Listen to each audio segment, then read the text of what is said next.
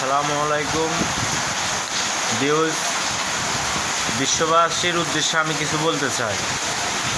দেখেন ভাই, আমরা একজন মুসলমান হিসাবে 95% মুসলমান রাষ্ট্রে আমাদের জন্ম, স্বাধীন রাষ্ট্রে আমাদের জন্ম। কিন্তু সবচেয়ে দুর্ভাগ্যজনক কথা হলো ইহুদিরা বর্তমানে আমাদের মুসলমানের উপর যেভাবে নির্যাতন করতেছে, জানি না এটা কখন আমাদের উপর এসে পড়ে।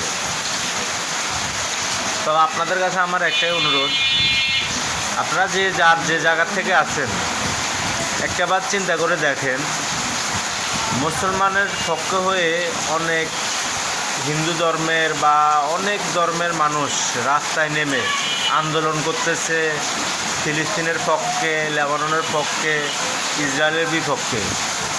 কিন্তু আমার একটাই সবচেয়ে বড় দুঃখ, আমাদের 95% মুসলিম দেশ হিসেবে বাংলাদেশ একজন ইসলাম ধর্ম প্রাপ্ত হিসাবে 5 ওয়াক্ত নামাজি, আল্লাহর ওলি, 12 আউলিয়া আছে আমাদের এই বাংলাদেশে। সবচেয়ে দুঃখজনক কথা হলো ভাই, আমাদের বাংলাদেশ থেকে আজ পর্যন্ত আমি দেখলাম না আমাদের ফিলিস্তিন ভাইদের জন্য একটা মিছিল বের হতে।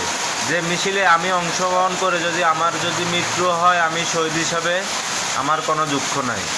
ভাই, বাংলাদেশের মুসলমান কেন এরকম কাফেরদের মতন হয়ে যেতেছেন? আপনাদের হৃদয়টাকে গলায় ফিলিস্তিনের